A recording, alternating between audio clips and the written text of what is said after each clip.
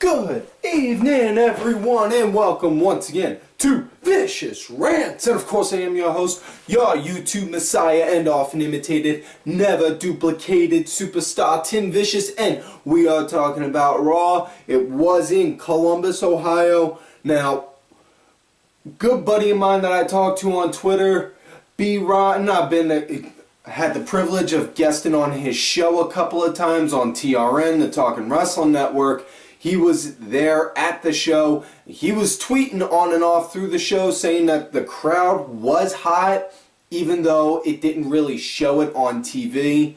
So, you know, I can't really say nothing in regards to that, because if I'm being told one thing from a person that's actually at the show, but I'm being shown something completely different on TV, I'm just going to sit in the middle and just be like, okay, you know, I'm not going to look at the fan reaction right now. I'm just going to sit and pay attention to the match right there. I want to see on how the boys are handling themselves. That's all I'm going to do. So I'm not going to say anything in regards to on how the crowd was or anything, good, bad, indifferent, whatever. So we start off this week's Raw with Reigns coming out first. Yes, that's right, Roman comes out first. Not the Authority, much as per the norm, but Roman comes out and he starts talking. Well, I can't really say too much about the fact that he fumbled over his words a little, because I've done that on here a lot, but I mean, the most I could probably say is, you know, he kind of had his spot. See, I'm fumbling over mine right now. His spot to go and say that shit was a hell of a lot more important than having to say it on here. You know, I mean, yeah, if you do follow what Masked Mark says and really does, and you really do think this show is a piece of shit, then you understand why. But, you know, yeah, I kind of felt bad because he's been doing pretty good with his promos. I mean, not the whole actual promo, but the way he's talking and putting the emphasis behind it. Because Lord knows that suffer and succotash thing ain't never going to get let go. But he's been doing good, and this was his first fumble, and I feel kind of bad for him on that part. But Bryan came out, and thank God he did, because he pretty much saved Roman right there with that. And you know, Bryan was pretty much talking on how, you know, you're bigger, stronger. We probably look pretty much the same. That's for y'all to argue on. I don't see dudes like that. You know, I've been dealing with enough with people blasting my timeline with the pictures that Seth's fiance wound up leaking out. And for those that don't know, before I do, parents, earmuffs. Seth was running around with this one chick that was in developmental, Zahara, and they wound up sending naked nudes back and forth to each other. Seth's fiance hacked his phone and threw both pictures out there of her and him, and honestly, that was pretty much catching more of my attention, laughing and joking about that, than Raw. Which, not to say that Raw wasn't interesting, but that was like, oh wow, this is really fun to joke on. But yeah, and parents, earmuffs out now. Okay. I only said the earmuff part because don't know the exact age of certain viewers, so know some kids watch this trying to be half decent, even though I throw out the shit, piss, fucks and all. But folks, I ain't gonna throw out too much. I do got some standards, you know. I'm a dad myself. But either way, them two, Bryan and Roman, they go and give each other a good stare down, and next thing you know, Then out comes the Authority. And Hunter says, we're gonna have ourselves a tag team match, players! Holla, holla, holla! No? Nothing? Really? You know what? I do these impressions for a reason, you know? The least you can do is laugh at them. I know you were out there laughing. By the way, hi Colt. I know you like watching the show. Still waiting for when you say Virgil's going to be on Wrestling Road Diaries 3. And, you know, so we got Kane and Big Show versus Bryan and Reigns, and my first thought was, does Big Show still complete Kane like he did before? You know, when they were a tag team and Kane just kind of looked at Big Show deeply and said, Big Show, you complete me. And yeah, like Tommy Dreamer says, it's not gay, it's pro wrestling. But yeah, the match, it's, you know, I was happy we had a tag match, but we could have had a way better tag match. And the fact that the ending, oh god, the ending was such shit. The ending was, it was a DQ because, what was it? Frickin' Roman got thrown, Roman or Bryan, one of them, I don't even remember. That's on how pissed I was. I can't even remember which guy it was. Got thrown into the timekeeper's table. And the ref called for the bell for that. The timekeeper's table! You know how many damn times guys have gotten thrown into the timekeeper's table during a match? And then never once thrown the match out for that. You want to throw the match out and make it be a legit one? Throw him over and then have the ref do a count, and then just as he's like near the end, have the bad guy, whether it's Show or Kane, go and do a heel move like wham, throw a low blow blatantly right in front of the ref. That way the ref can just say, oh no, you know what? No. Ring the bell. Ring the bell. Do that. That would make more sense. But heaven forbid you should actually have a DQ finish that would make sense. But yeah, after that, Hunter said, we'll make it up to you guys. Well, no, actually, I'm getting ahead of myself because after that then came an ensuing beatdown. Bryan started to get back at them, and just as and Reigns was getting it, or not Reigns, not Bryan getting back at him. Reigns was starting to get back, and just as Reigns got thrown into a corner, and just as Bryan was getting steam, bam! Running drop kick right to Reigns. I could be thinking part of it bass backwards. Like I said, I was hot off on how they just called a DQ finish on that, so that kind of got me mad. But I did remember those spots, and, you know, and just that look that Bryan had like, oh shit, dude, I didn't mean to hit you. That was good. That sold. That was what was needed. Because Bryan right there wound up doing that and showing, okay, yeah, look. Dude, I didn't mean to. Put our shit aside for I'm willing to put our shit aside for 5 minutes. I didn't mean to do that. But after that, then that's when Hunter came out and said, you two can have a chance to kiss and make up, because later on tonight, we'll give you guys a 5-on-2 handicap. You two versus Kane, Big Show, Seth, Jamie Noble, and Joey Mercury. So, can we take a moment to appreciate the fact that Jamie Noble and Joey Mercury main evented Monday Night Raw again? Come on, let's just take that moment to appreciate it. Done appreciating? Okay. So yeah, that was the opener. Moving on, we had Seth versus Ryroid. Oh joy. Yeah. We all know how I feel about Skippy, so came to an end. he wound up winning by a DQ. 2 DQs in your first 2 matches on the show. That's not a good, strong start. Now, as I have said, I am the advocate for the general manager of Raw, and we did not have that intentionally planned that way. We set up the show, we made the bookings. However, the big thing that winds up getting neglected is Vince is the one that gives the final say on everything. So, you know, my big issue is, what is with Vince thinking that would be a good way to work the show?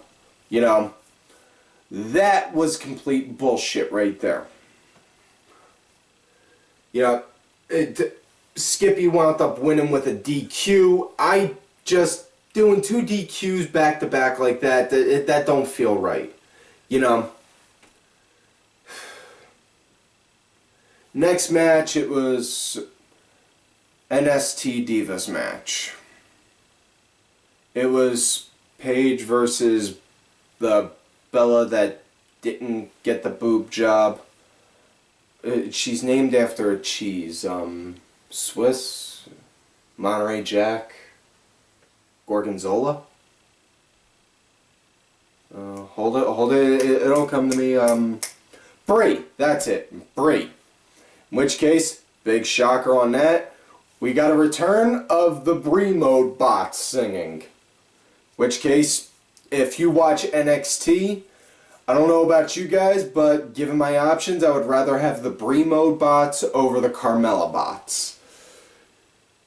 If you get the reference, God bless you. If not, watch NXT and then watch Carmella come out. You will understand then. But yeah. Really just, you know, I gave up on the women's division a long time ago.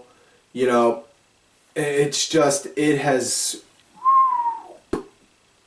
gone downhill bad, and I mean bad. You know, I don't even think it's worth saving. I think you got 1, maybe 2 actual women on the roster that are actual wrestlers and not just models or trainers that wound up going to school and are pretty good at a handful of moves.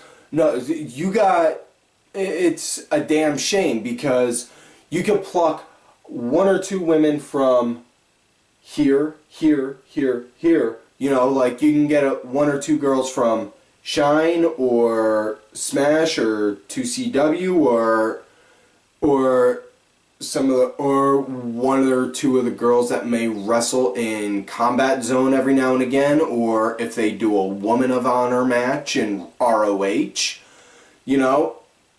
But instead,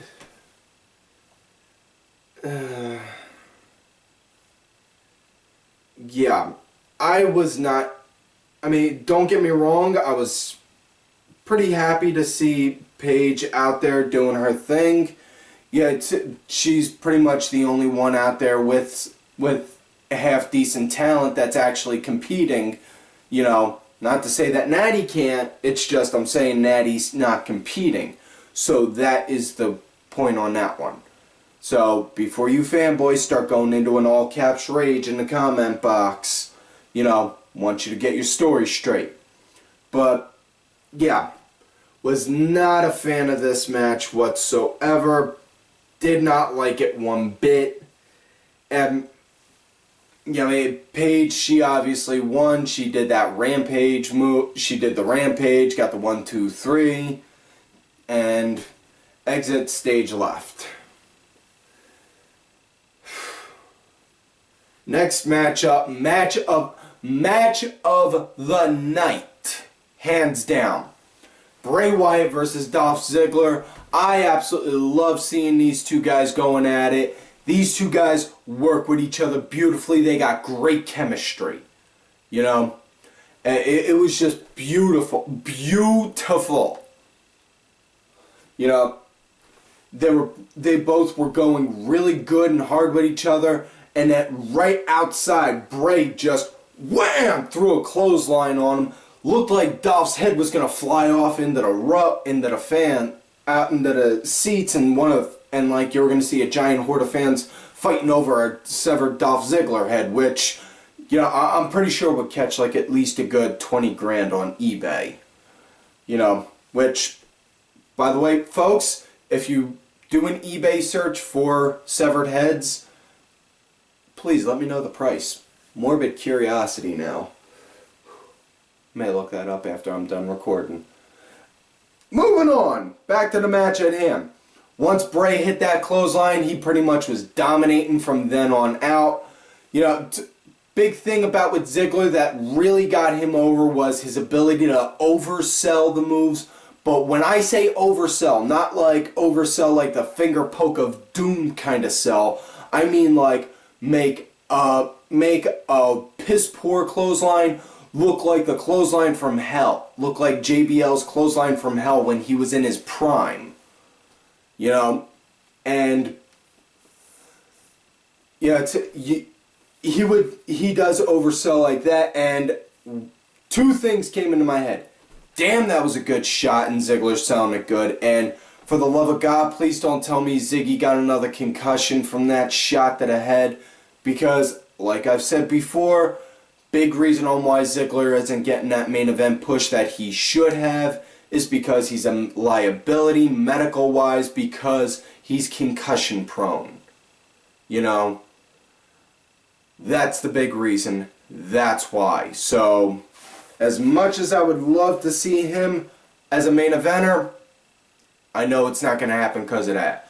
But, anyways, Bray got the Sister Abigail in on Ziggler, 1, 2, 3, and then exit right on out and drug him out just like he was a corpse. Next matchup, Usos versus my new favorite tag team in WWE. Say in WWE because, trust me, I have way better tag. There are other tag teams out there that are amazing.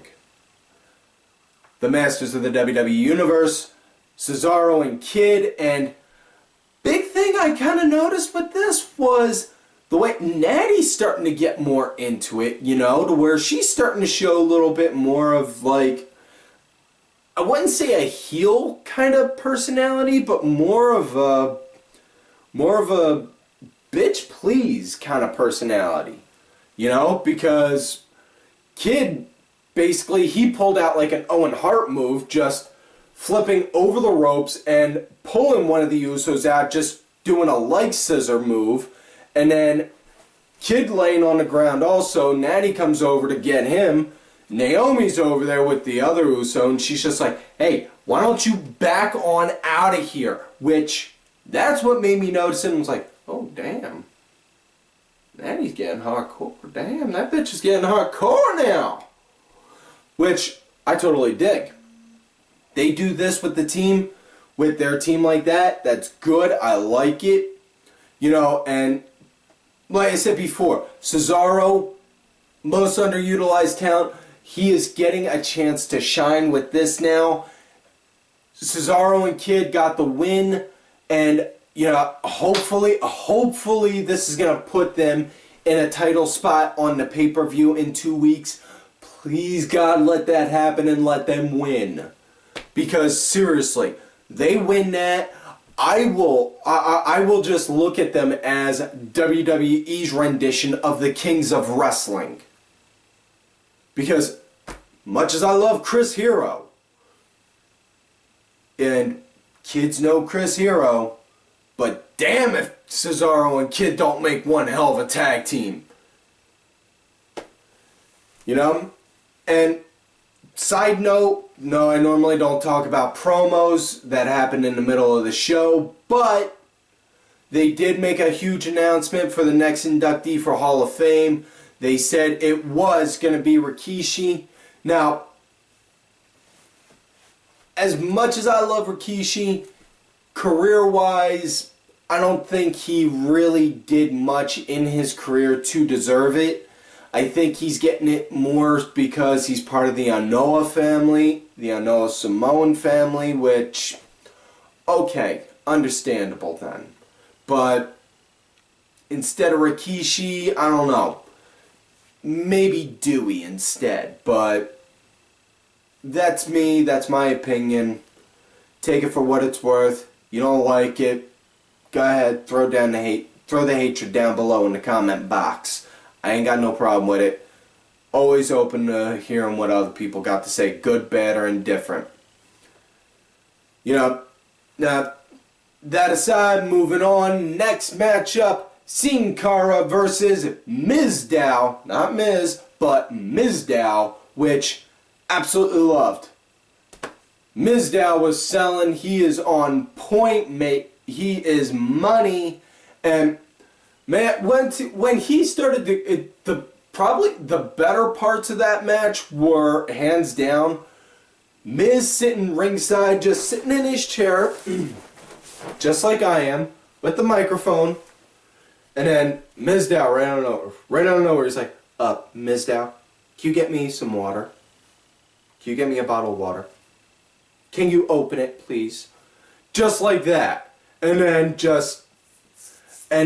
when Mizdow went to go do the figure four, and like I've said before, every time Miz does the figure four, God kills a kitten, and people want someone please think of the kittens.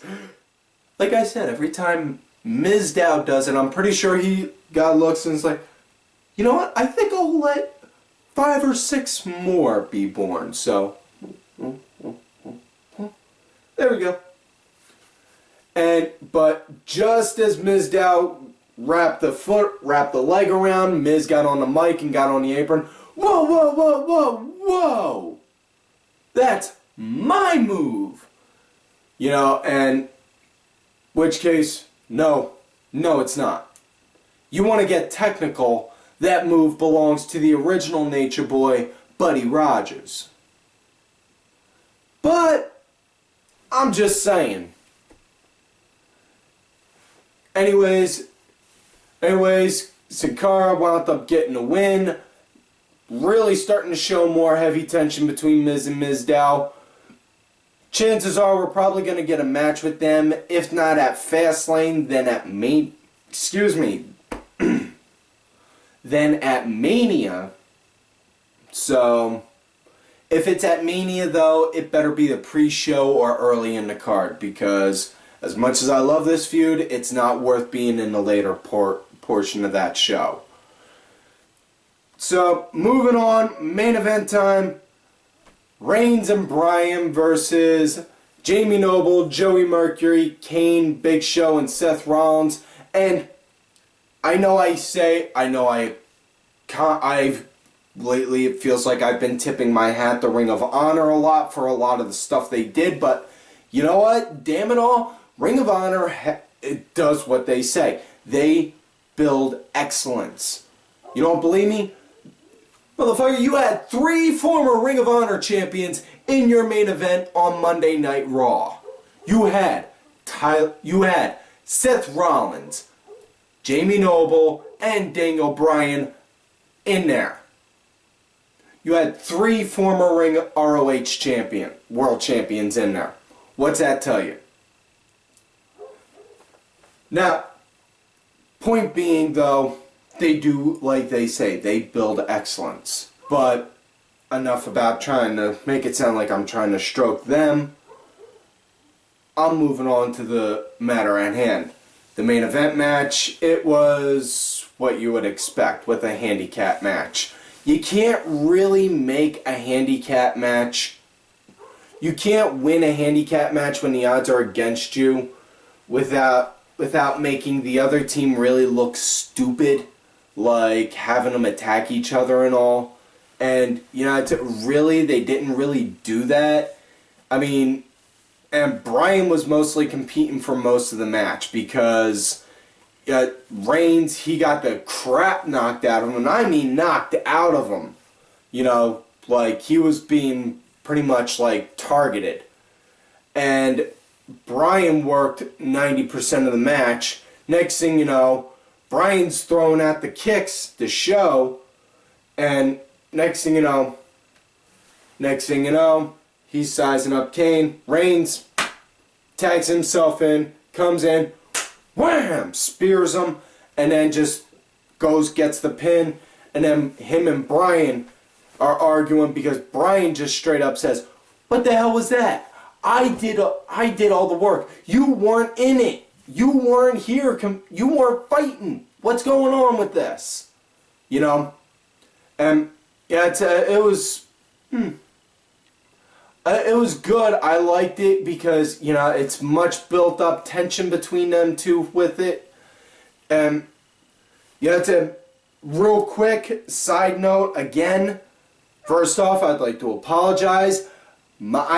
I was taking notes for this, but I did forget to mention the match with the Dust Brothers versus New Day, and with it was, well, it was a card filler, yeah, just to chew the clock.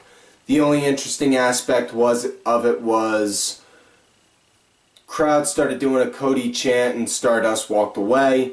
Next thing you know, after the match, they showed Stardust in the back like, and then Goldust came over and was like, hey, I'm not talking to you as Goldust, I'm coming to you as Dustin. What's going on, Cody? So, you know, we're eventually going to wind up getting a brother versus brother match, which is what everyone wanted back in at Mania 29, I believe. But yeah, and I can't say I blame them, I wanted that too. Moving on though. So that sums up the show.